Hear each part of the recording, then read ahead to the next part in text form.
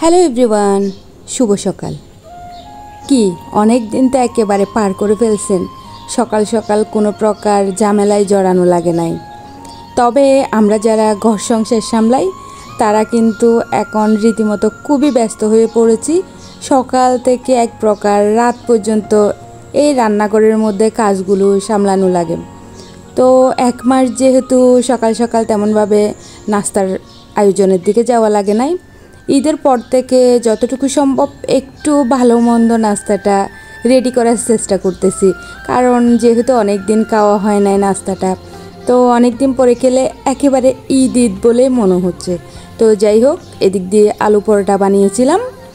আর তার সাথে আলু পরোটার রেসিপি কিন্তু আমার পেজের মধ্যে অলরেডি ভিডিও আপলোড করা আছে।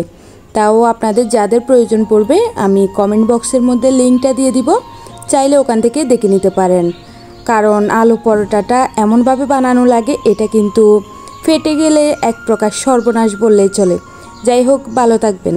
আর আমার ভিডিওগুলো ভালো লাগলে অবশ্যই একটা সুন্দর গঠনমূলক কমেন্ট করে যাবেন।